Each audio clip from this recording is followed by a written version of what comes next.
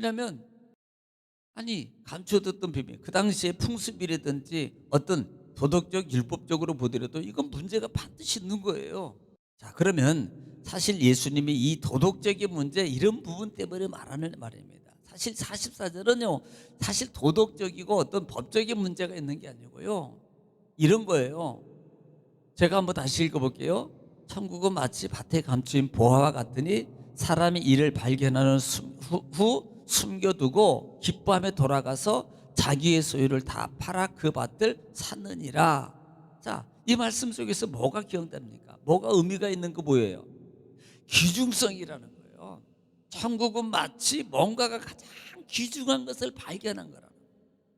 그러면 그 발견한 것이 있는데 얼마나 값지면요. 얼마나 값지면 자기가 가지고 있는 모든 재산을 다 팔아가지고 그 발견한 보화를 사는 말이에요. 그리고 오늘 예수님께서 말씀하고 하시는 그 의도는 값진 것과 자기 전 재산을 바꾼다는 의미가 바로 거기에 있는 거예요.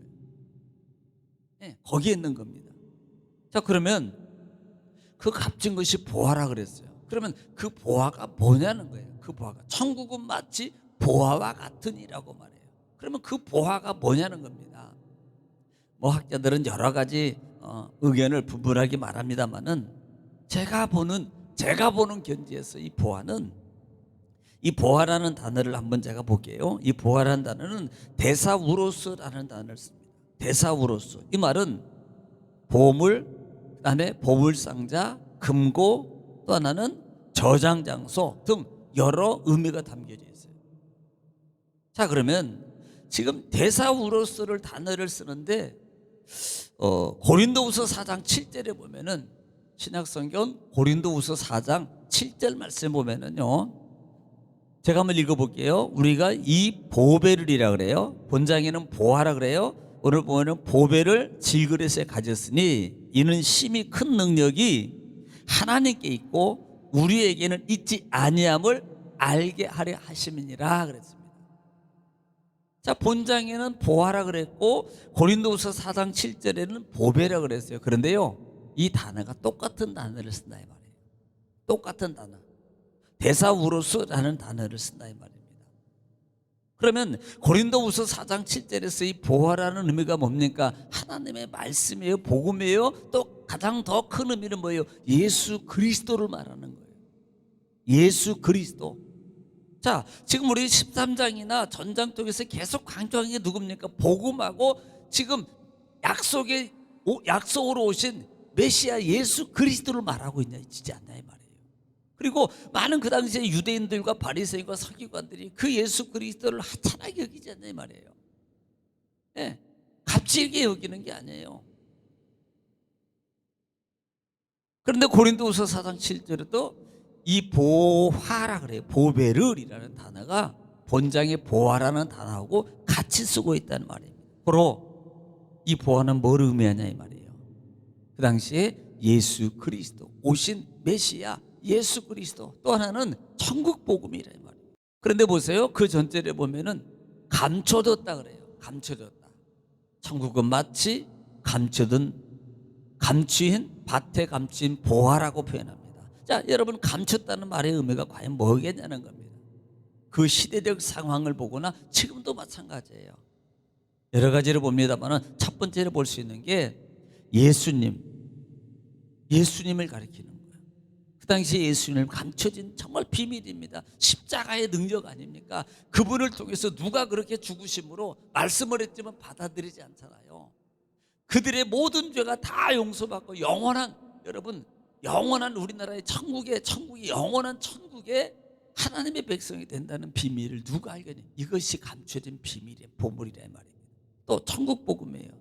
그런데 이 감춰진 보화를 뭐예요? 무가치하게 여기는, 무가치하게. 가치가 없습니다. 실제적으로 구약적으로 복음을 말씀을 통해서 예견된 그것이 실제적으로 감춰진 거예요. 그리고 그분이 오셨어요. 그분이 나타났어요. 그런데요, 그 감춰진 실제적으로 예견된 메시아의 대림에 대해서요, 이것을 무가치하게 여기는 거라 이 말이에요. 두 번째로 이것은 찾으려고 노력을 하지 않더라는 의미가 담겨져 있습니다. 따르려고 하지도 않아요. 귀중하게 여기지 않습니다. 찾으려고 노력을 하잖아요. 오신 메시아에 대해서 받아들이려고 노력하지 않습니다. 예, 이것은 노력하지 않는 자의 모습을 볼 수 있다 이 말입니다. 첫째는 무가치 여기는 자, 두 번째는 노력하지 않는 자, 결국은 게으른 자를 말한다 이 말이에요. 그들에게는 결국 뭐예요? 감춰진 거예요. 이미 여러분 천국 복음에 대해서 여러분 지혜 있는 자에게는 감추고, 여러분 슬기롭고 어린아이 같은 자에게는 나타내심을 감사하나이다라는 의미 속에 바로 그것도 있는 겁니다. 세 번째로 볼 수 있는 게 자만하고 교만하고 거만한 자들에게는 감춰지는 거예요. 예. 그러나 겸손하고, 하나님 안에서 겸손하고 하나님 앞에 자복하고 하나님 앞에서 엎드리는 자에게는요, 하나님이 보여주는 거예요. 이 감추인 보화를 소유할 수 있습니다. 결국은 이것은 또한 사모함의 모습도 있다는 사실을 여러분 아시기 바랍니다. 그래서 우리가 잘 아는 마태복음 7장 7절 말씀에 구하라, 그 다음에 찾으라, 두드리라 그러죠. 구하라 주실 것이요, 찾으라 찾을 것이요, 문을 두드리라 열릴 것이니라 라고 말씀합니다. 결국은 이것을 뭐를 말하는 거냐 이 말이에요. 이것은 우리가 사모함입니다. 구하는 것도 그렇고요, 찾는 것도 그렇고요, 이거 누가 하는 거예요? 단순히 그냥 그래 뭐 구하라 그랬으니까 이 정도가 아니고요, 정말로 간절한 마음을 가지고 그러기 때문에 구해요. 여러분 단순히 말하는 것은 그 구하는 걸로 끝나는 거예요. 그래, 아니 구하는 것만 해도 되는 거 아닙니까? 거기만 해도. 그런데 왜 찾고 두드리냐는 겁니다. 여기에 바로 진정한 의미가 담겨져 있는 거예요. 사모함, 갈망함, 간절함, 정말 소중히 여김, 믿음, 하나님 말씀 붙잡는 그런 의미가 바로 두 번째부터 시작되는 거예요. 구하라요? 누구든지 할 수 있어요. 그 다음에 뭐예요? 찾는 거, 요건 좀 단계가 더 나가요. 두드리는 것까지 가면 더 단계가 가야지 할 수 있는 것, 행동이거든요. 믿음의 행위. 우리는 여러분 구하는 데만 있지 말고, 그 다음에 찾고 두드리는 단계까지 가는 여러분 믿음의 사모하는 자 다 되시기를 지금 축원합니다.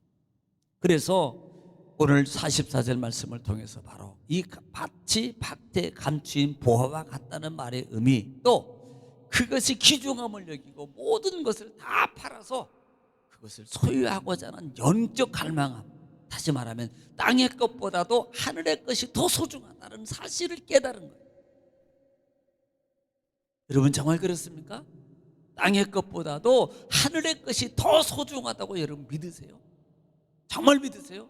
그러면 전 재산 다 팔아서 그거 살 수 있는 믿음이 있습니까? 정말로요. 여러분 그런 믿음의 소유자가 되란 말입니다. 이것이 가치예요. 마치 창세기에 나오는 야곱이 형 에서의 장자권을 사는 것과 맞아요. 사람이 무가치한 거잖아요. 무가치하잖아요. 사실 명분이거든요. 그런데 그 야곱은요, 자기 목숨을 걸고 형 장자권을 가져가잖아요. 바로 그런 거예요. 이것이 저 모든 것을 다 털어서 그 가치를 알고 사는 겁니다. 여러분도 정말 진정한 영적 가치를 알고요, 땅의 거 여러분 다 그거 없어요. 우리는 이건 다 아마 제가 말 안 해도 없어져요. 무가치예요. 다 유한합니다. 그런데 가치 있게 여기잖아요. 솔직히 하늘의 것보다. 여러분 땅의 것보다는 영적인, 왜? 우리는 믿음의 사람이에요. 진정 믿음의 사람은 이 가치 기준이 바뀌는 게 진짜 믿음의 단계가 올라가는 거예요. 가치 기준이 지식적인 가치 기준이 아니고 정말 그 마음속에 진정한 가치 기준이 바뀌어져야 됩니다. 다 그렇게 되셔서 영적 가치를 통해서 이 말이 이루어지기를 지금 축원합니다. 영혼이 잘 되고 범사가 잘 되고 강건해지시기를 주 이름으로 축원합니다. 기도하겠습니다. 우리 다 같이 한번 주 한 부르시고 통성으로 하나님 앞에 간절히 기도하겠습니다. 다 같이 기도합니다. 주여, 아버지 하나님을 사랑하시고 감사합니다. 하나님께서 우리를 사랑하시고 오늘도 말씀을 통해서 우리에게 큰 은혜와 축복과 능력을 베풀어 주셨습니다. 주신 아버지 감사합니다. 아버지 오늘 하루를 주시면 말씀 가운데 인도받게 하시고